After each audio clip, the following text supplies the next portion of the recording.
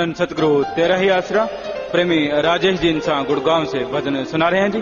इनके बाद मशहूर गायक प्रेमी प्रगट भागो जी इंसान भजन सुनाएंगे जी। धन सतगुरु तेरा ही आसरा। धन धन सतगुरु तेरा ही आसरा। सत्संग करेगी असर धीरे धीरे, कुसंग जीव छोड़े मगर धीरे धीरे। सत्संग करेगी सत्संग करेगी असर धीरे धीरे, कुसंग जीव छोड़े अगर धीरे धीरे। सत्संग करेगी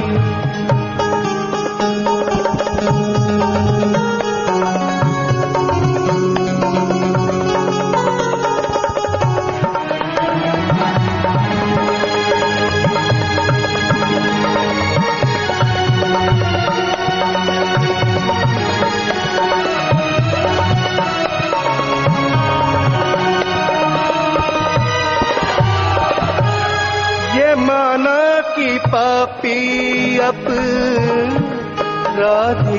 पड़ा है, पापों के बदले कंडे नरक खड़ा है। बच तो सकेगा मगर धीरे धीरे। सत्संग करेगी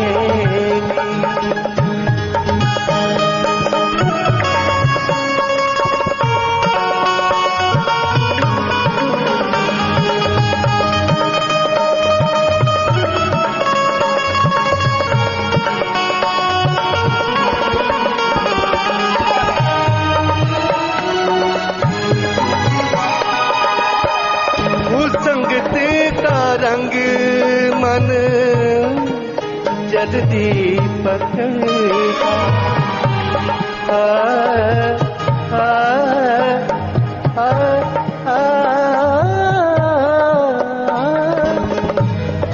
करे जो संगत तो मन है झगड़ता, मानेगा मन ये मगर धीरे धीरे। सत्संग करेगी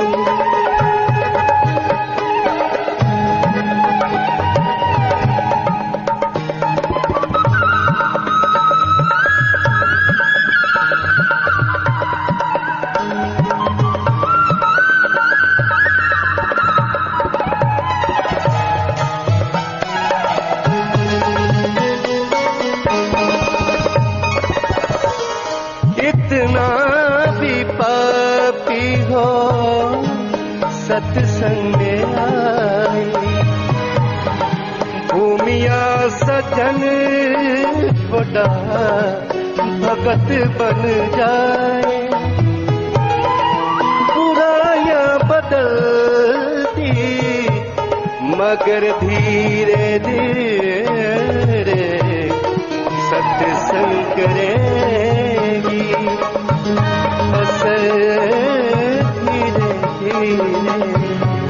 कुसंग जीव छोड़े अगर धीरे धीरे। सत्संग करेगी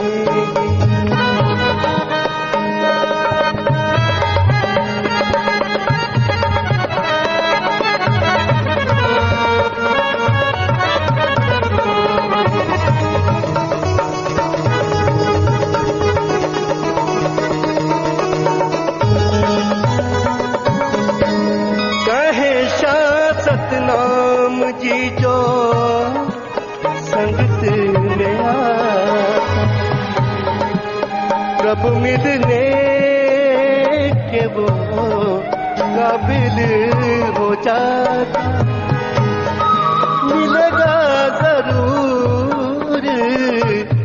मगर धीरे धीरे सत्संग करेगी, असर धीरे धीरे तू संग जीव छोड़े, अगर धीरे धीरे सत्संग करेगी।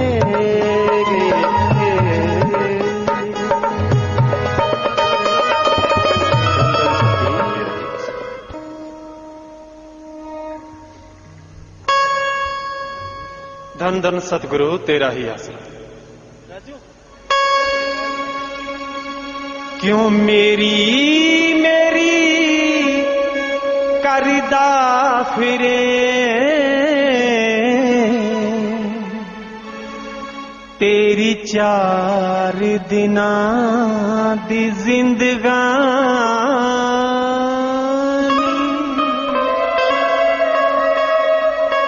क्यों मेरी मेरी करदा फिरे, तेरी 4 दिनां दी जिंदगानी। मेरी मेरी करदा फिरे, तेरी 4 दिनां दी जिंदगानी। वो जीदे उत्ते डुल्लिया फिरे,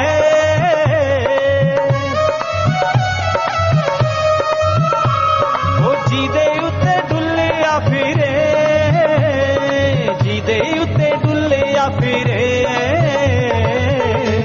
झूठा जग है बुलबुला पानी, मेरी मेरी करदा फिरे,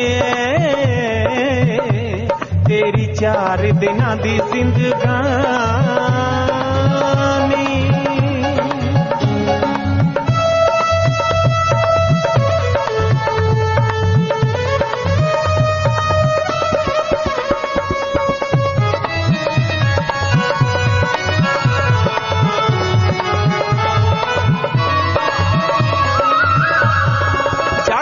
बगीचा देख के क्यों भुलिया फिरे अनजाना, जेड़ा फुल अज खिड़िया कल उस फुल ने मुरझाना। वो अखा खोल देख सोनिया,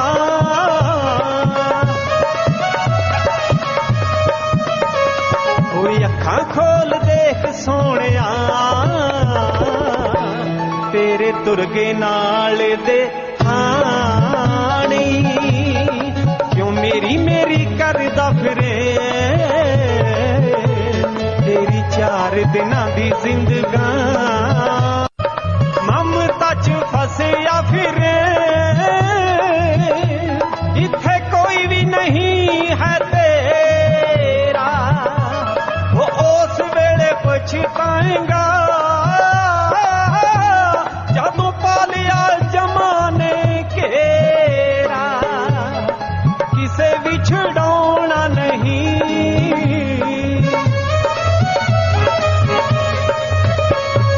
किसे भी छुड़ाना नहीं। रिश्तेदार प्यारे दिल जानी, क्यों मेरी मेरी करदा फिरे, तेरी 4 दिनां दी जिंदगानी।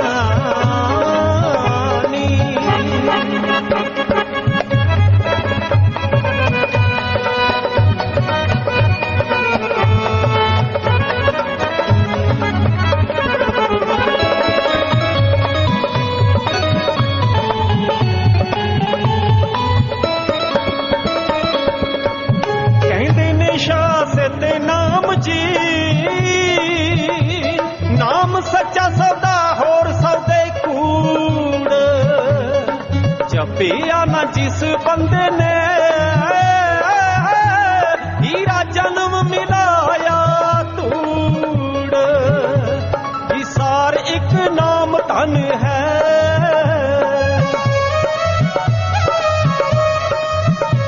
जिसार एक नाम धन है। जिनू अग सुड़ना डोबे पानी, जिसार एक नाम तन है जिन्हों अग साड़े ना डोबे पानी क्यों मेरी मेरी करदा फिरे तेरी 4 दिनां दी जिंदगानी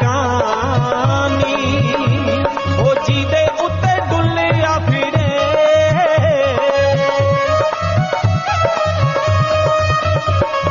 जीदे उत्ते डुलिया फिरे झूठा जग है बुलबुला पानी क्यों मेरी मेरी क्यों मेरी मेरी क्यों मेरी मेरी करदा फिरे तेरी 4 दिनां दी जिंदगानी।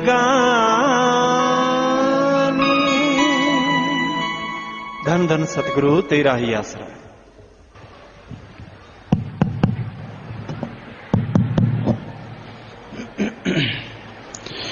मालिक की सजन वाजे प्यारे साथ संगत जीओ,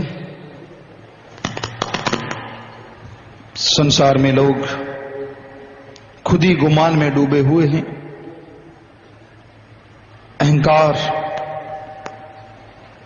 खुद ही लोगों के अंदर इतनी ज्यादा है कि जब अहंकार टकराता है तो आपस में लड़ाई झगड़े का विकराल रूप धारण कर लेता है। ईगो इतनी बढ़ चुकी है कि कोई झुकने का नाम नहीं लेता। औरों की तो छोड़ो, एक परिवार में आप अपने बच्चों को भी ज्यादा नहीं कह सकते।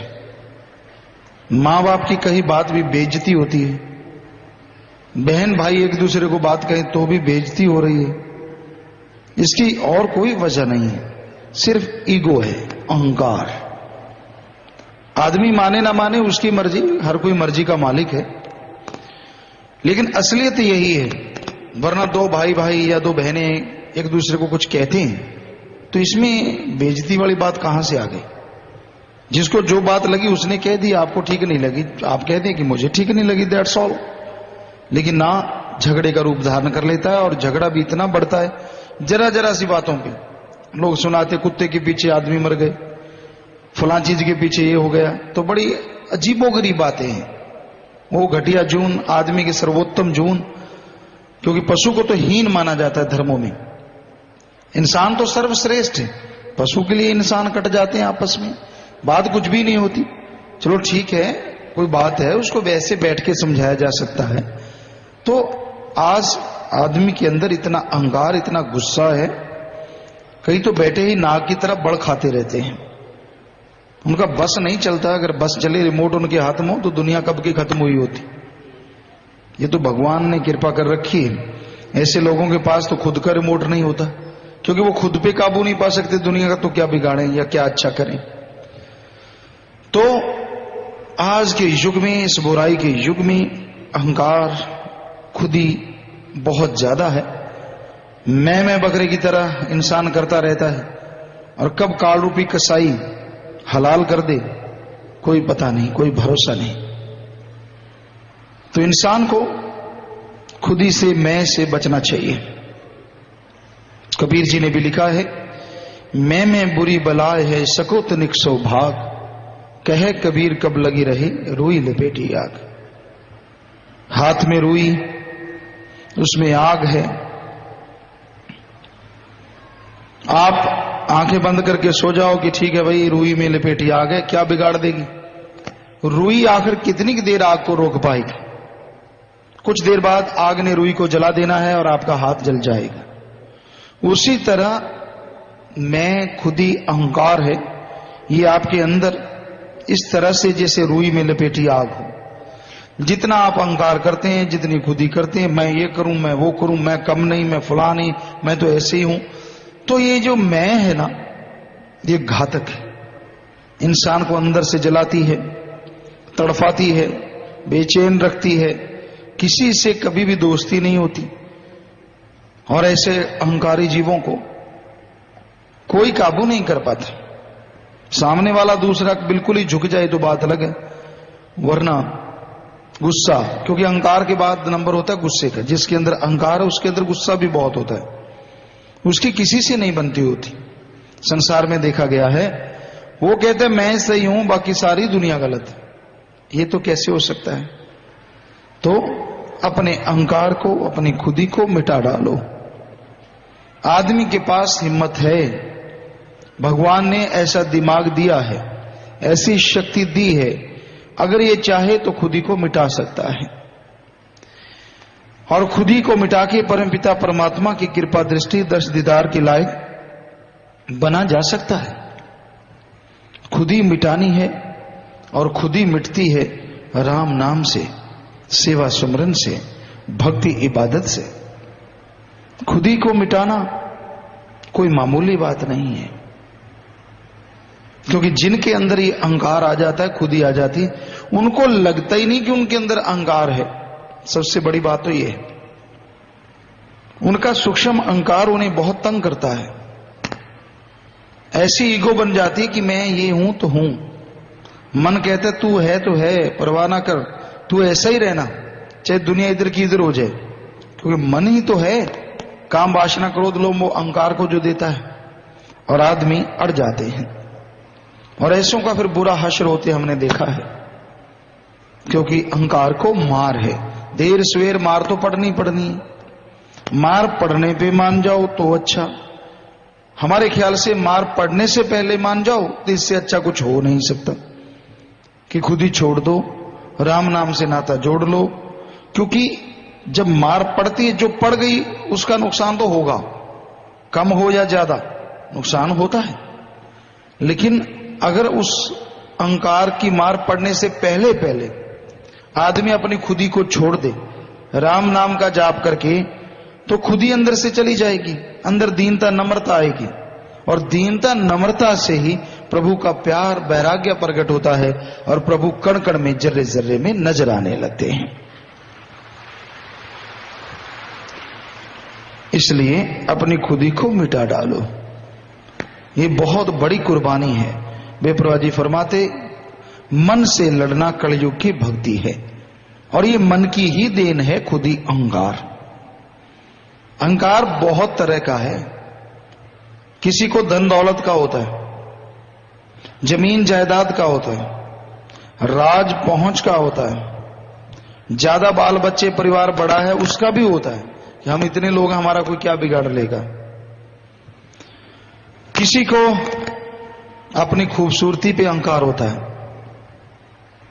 किसी को किसी गुण पे अहंकार होता है, और सबसे घातक अहंकार मन का सूक्ष्म अहंकार होता है। दिखने में नहीं आता, लेकिन वो अहंकारी पुरुष सब में गलतियां निकालता रहता है, कोई किसी को नहीं छोड़ता, हर किसी में गलतियां निकालना और अपने आप को दिखाना कि मेरे में थोड़ी ना कमी, सारी दुनिया गलत है। तो ऐसे अहंकारी पुरुष कभी ना तो चैन से जीते हैं और उनका घर परिवार भी चैन से जी नहीं पाता, क्योंकि जैसा संग वैसा रंग। उनका कोई यार दोस्त मित्र भी वही होगा जो सिर फिरा हो सकता है, जो सारा दिन इंसान जलता रहता है ईर्ष्या में, जलता रहता है गुस्से में, जलता रहता है अहंकार में। उसके संगी साथी कैसे खुश रह सकते हैं? समझौता होता है। कई बार शादी हो जाती है ऐसे लोगों की, या तो औरत में या आदमी में अगर ऐसा कुछ है, एक चुप रहता है, बस समझौता हो गया, अदरवाइज कोई जिंदगी थोड़ी ना होती है, बड़ा मुश्किल हो जाता है। इसलिए कोई कहे ना कहे पीर फकीर की तो सुन के मान लो, दूसरों के कहने से तो कई तो कहते ना, एक पंजाबी में होता है काली टिट्टन आजकल बहुत ज्यादा है, उसका मौसम है, ये गेहूं की कटाई होती है वो बहुत आती, तो उसको कहते इधर फेंको तो वो वापस फिर इधर आएगी, उसको फिर फेंको, पंजाबी जगह टिट्टन वांगू पुट्ठा ही चल देते। तो आजकल के आदमी कई तो टिट्टन ही है, उनको कोई दूसरा आदमी कह दे तेरे में खुदी है, तेरे में अहंकार है, तेरे में गुस्सा है, करूंगा तेरे बाप का है, आजा इधर निकल बाहर, क्यों पंगा लेते हो? संतों को भी मान ले यही काफी है, हमारी बात पे भी पूंछ टूए की तरह उठा लेते यूं हैं, मुझे कह रहे हैं बस सारा मेरे पे ही है।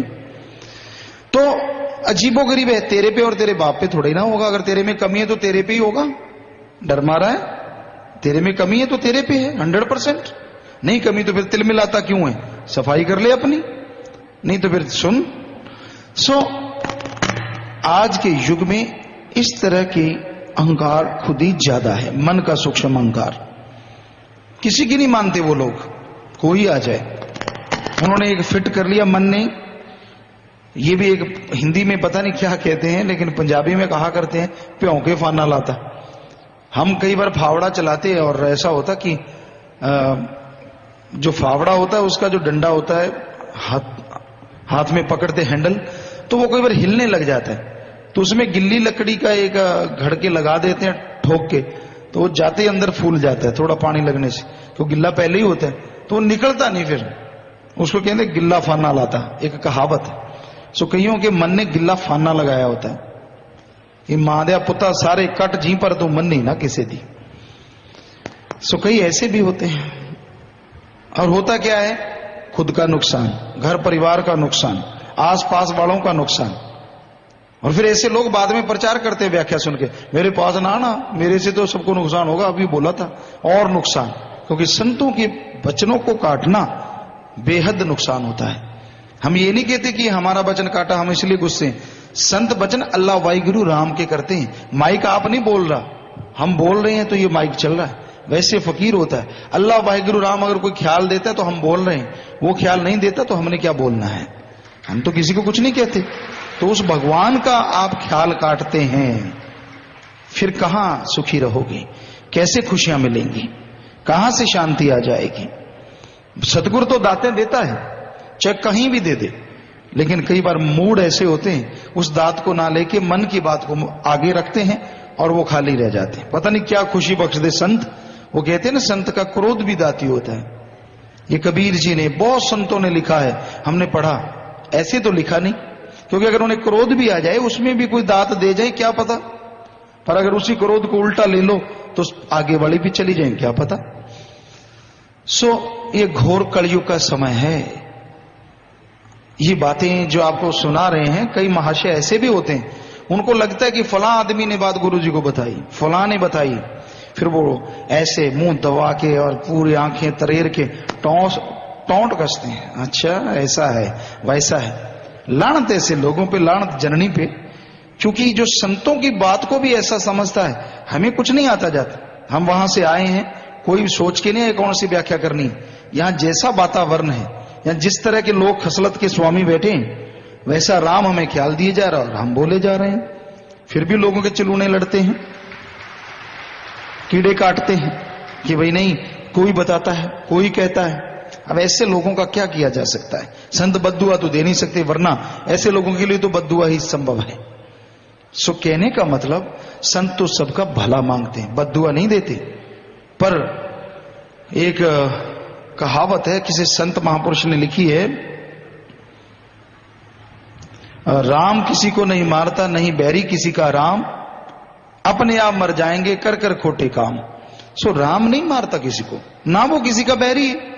ऐसे गुरु संत पीर फकीर होते हैं, उन्होंने बताओ बैर क्यों कमाना है, बताओ क्यों बैर कमाएंगे वो किसी से, क्या लेना है। आप अपनी जगह मस्त, संत अपनी जगह मस्त, क्या दाल लेनी है आपसे।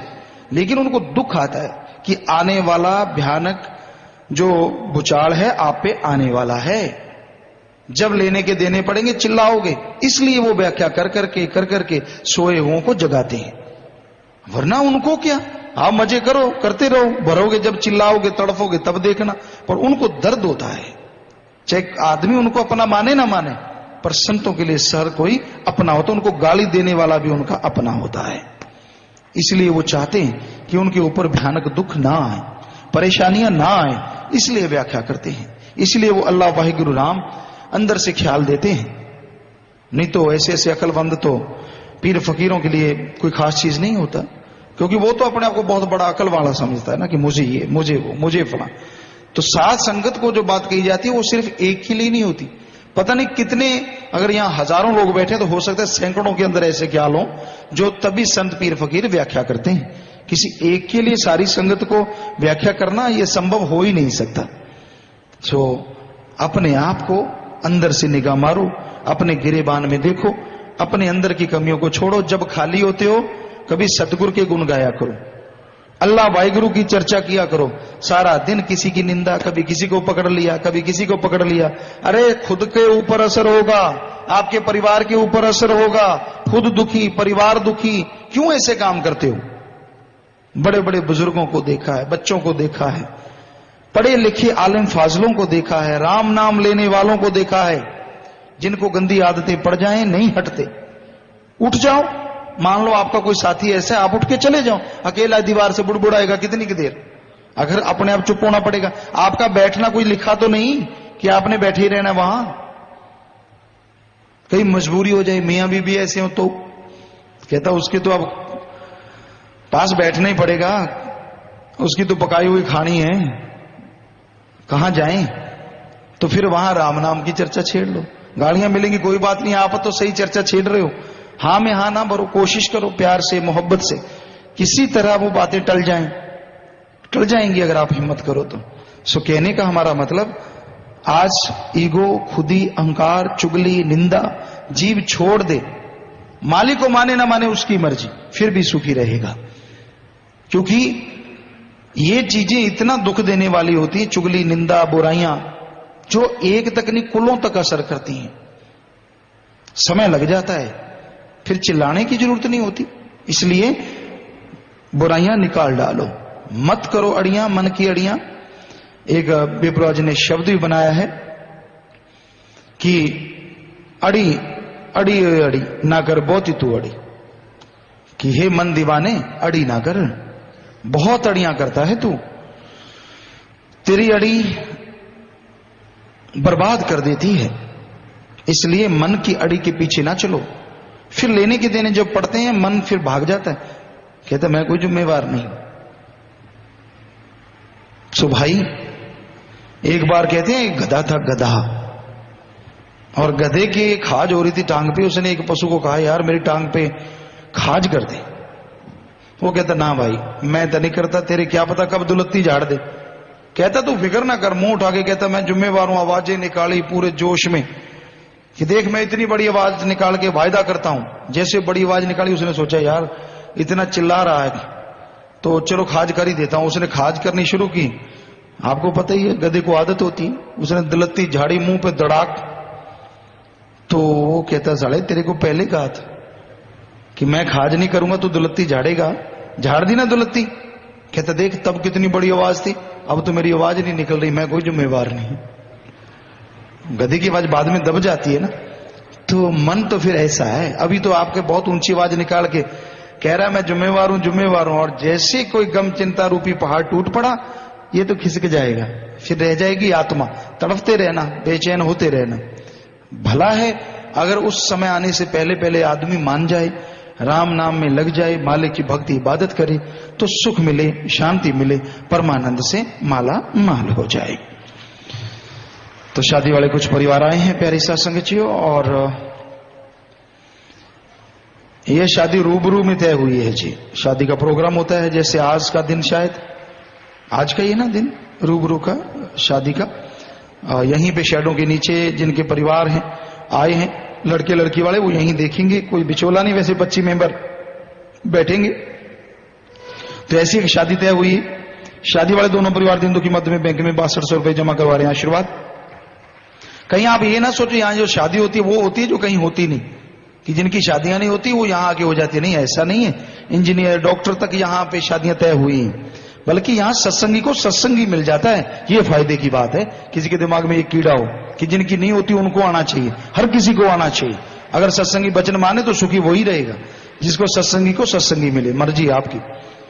तो शादी वाले दोनों परिवार दिन की मध्य में बैंक में 6200 रुपए जमा करवा रहे हैं, आशीर्वाद। लड़की से दोनों परिवार के 6 मेंबर मरणोपरांत आंखदान का लिखित में पर्ण कर रहे हैं जी, सो आंखदान महादान, आशीर्वाद। लड़के का नाम विशाल पुत्र रामकृष्ण जी का, निवासी सरसा, जिला सरसा, हरियाणा। लड़की का नाम दीपिका इंसा पुत्री तलवंत सिंह जी की, लड़की अपने कॉलेज की एक स्टूडेंट है जी, आशीर्वाद। निवासी सरसा, जिला सरसा, हरियाणा। लड़का आ जाए जी, लड़की आ जाए।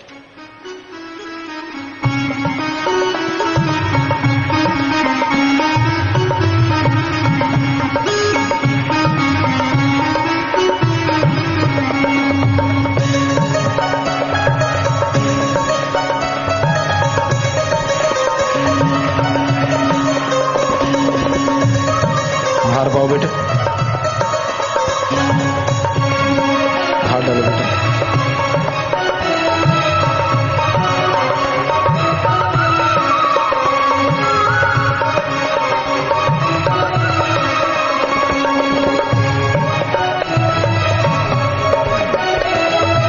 और आपने देखा ये गुड़िया शास्त्रम जी की नेशनल वेलफेयर फोर्स विंग की मेंबर है, जो अपनी जान पे खेल के दूसरों की जान बचाया करते हैं, अपने आप में बहुत बड़ी बात है।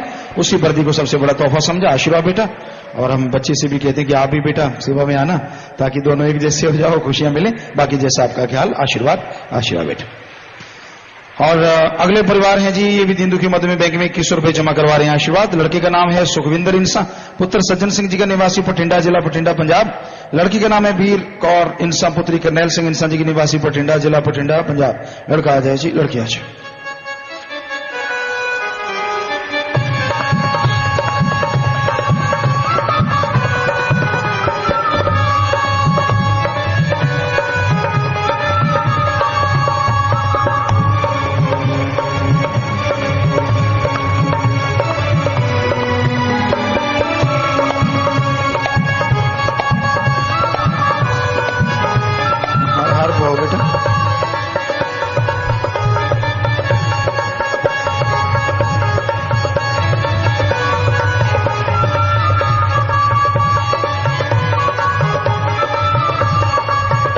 जी बेटा। आशीर्वाद। आशीर्वाद। और शादी वाले तीसरे परिवार दिन दुखी मध्य बैंक में 5100 रुपए जमा करवा रहे हैं। आशीर्वाद। लड़के का नाम हर भगवान है, पुत्र खिलंदा राम जी का, निवासी पंजुवाना, जिला सरसा, हरियाणा। लड़की का नाम शशि बाला इंसा, पुत्री विजय कुमार जी की, निवासी सुखेरा गेड़ा, जिला सरसा, हरियाणा। लड़का आ जाए जी, लड़की आ जाए।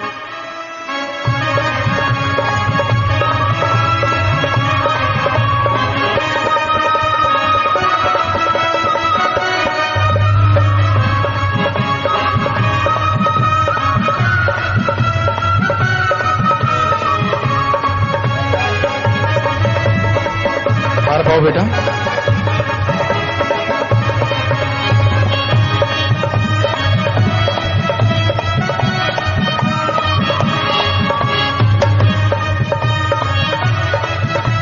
जी आशीर्वाद बेटा। आशीर्वाद। और एक परिवार अभी आया है, तो पहले आया करो भाई, 8 का समय है। साथ संगत जी ख्याल रखा करो। चलो अब तो मौके पे आ गए। और ये दोनों परिवार दिन के मध्य में बैंक में 3100 रुपए जमा करवा रहे हैं। आशीर्वाद। लड़के का नाम परविंदर कुमार, पुत्र केवल कृष्ण इंसान का, निवासी जमा करवा रहे हैं। आशीर्वाद। लड़के का नाम परविंदर कुमार, पुत्र केवल कृष्ण इंसान का, निवासी मल्लन, जिला मुक्तसर, पंजाब। लड़की का नाम रजनी इंसान, पुत्री ज्ञानचंद जी की, निवासी सुखना अवलू, जिला मुक्तसर, पंजाब। लड़का आ जाए, लड़की आ जाए।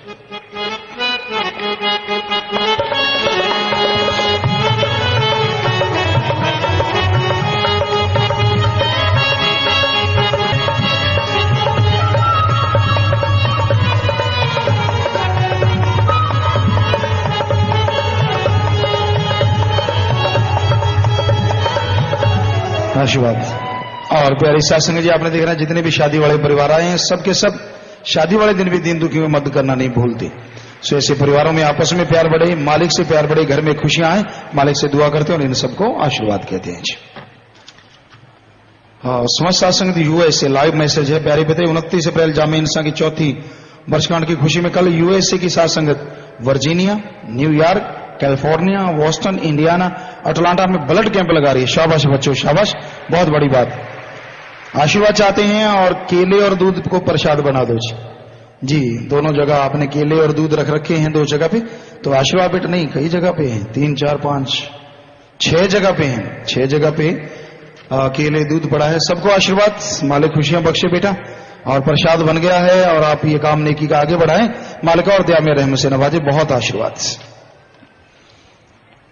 सुखनाम इंसान, वर्जीनिया, यूएसए लाइव मैसेज है।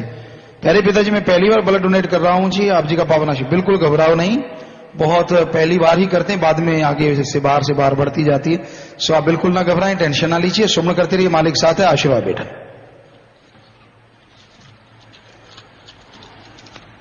पांच परिवार आए जिनमें किसी ने परिवार में चोड़ा छोड़ा है जी।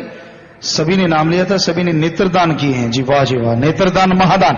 परिवार खड़े हो जाओ, खड़े हो जाएं वो परिवार जिनके परिवार में किसी ने चोड़ा छोड़ा आज आए हैं। तो बेटा जिसने नाम लिया होता है उस आत्मा को मालिक निज धाम ज्यों त्यों जरूर लेके जाते हैं। अस्थियां फूल लेके आए हो, या तो खुद का खेत है गहरा गड्ढा खोद के वहां दबा दो, या फिर बड़ी नहर नदी में नारा लगा के परवाह कर दो, क्योंकि ये तो मिट्टी है। आत्मा को मालिक ज्यों त्यों निज धाम सचखंड सतलोक लेके जाता है। सारा परिवार सिमरण करो, प्रसाद ले लो। जो जख्म देता है मर्रम भी वही देगा। मालिक आपको ताकत दे, हिम्मत दे, प्रसाद ले लो। इधर भी प्रसाद ले लो, मालिक हिम्मत दे बेटा। आशीर्वाद। तो जो भी साथ संगत आश्रम में सत्संग में चल के आइए, आप सबका पधारने का तहे दिल से बहुत बहुत स्वागत करते हैं। जी आयन खुशामदीद कहते हैं, मोस्ट वेलकम। अभी थोड़ा सा समय इसी तरह प्यार मोहब्बत से सजे रहना, बैठे रहना है। उसके बाद जैसा आपका विचार, जाने का तो समय साधन के मुताबिक आप जा सकते हैं, रहने का तो जैसे सेवादार भाई बताएं, रहना, सेवा करना, आराम करना है। पर अभी थोड़ा समय इस तरह प्यार मोहब्बत से बैठे रहिएगा, सजे रहिएगा। जी